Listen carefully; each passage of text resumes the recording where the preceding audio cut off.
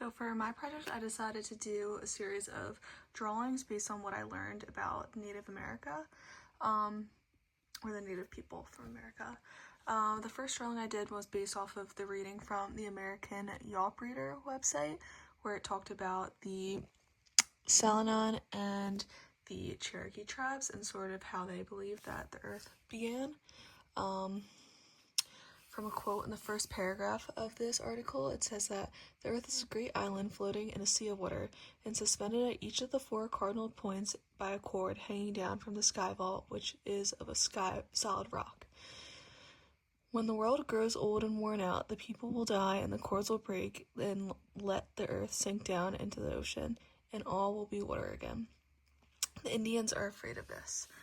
So I sort of represented everything that this paragraph said and drew it out. I have the solid rock here along the edges with a different cord holding onto the earth, which is on an island. Moving on to my next drawing, I have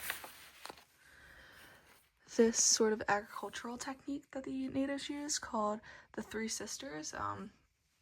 What was interesting about this to me was that a lot of Native tribes sort of shared this technique without even knowing about each other, so it's kind of cool that they're all able to figure that out. So it starts with the corn stalk, which is used for stability, and then the beans running up the corn stalk, which are used for nitrogen in the soil, and then the squash at the bottom helps protect the plant from heat and provides nutrients and moisture for the soil. So I thought that was pretty cool. Again, I did all my drawings just on plain printer paper and some markers. And then for my third drawing, I did it based off of what I learned in lecture 1 about the Kiowa and Ediso tribes and how they would migrate from the low country of South Carolina more in the warmer months, where they would support their tribes by fishing and living down there, and then during the colder months they would migrate sometimes up to 80 miles inland, which I have right here, sort of the people migrating. And then right here I have a representation of what it looks like more inland, with the trees and everything, and they would hunt there. It was also sort of interesting to learn about the Kiowa and Ediso tribes, because I'm actually an elementary education major, and this past semester, being in the classroom with the kids, they were always learning about the Kiowa Ediso tribes, and it was just sort of cool to see what they were learning in this class, and maybe I can pass that information on to them.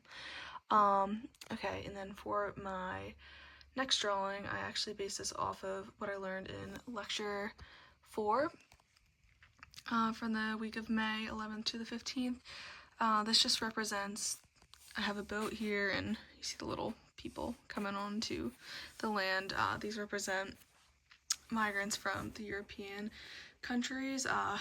They sort of brought a lot of diseases to the Native American tribes, and this ultimately led to wiping out so many of their people, because they really weren't used to all these diseases that they were bringing over, such as smallpox, just yellow fever, I know is a big one. Just it was really a bad time for all those Native people.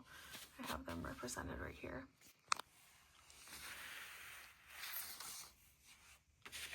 And then for my final drawing, I have what I learned based off of the chapter 1 from the OpenStax textbook.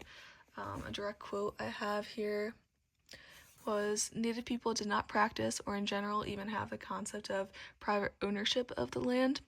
The European Christian worldview, on the other hand, viewed land as a source of wealth.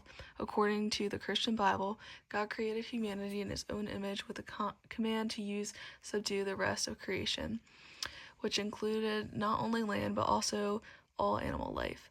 Land and the game that populated it, they believed were there for the taking.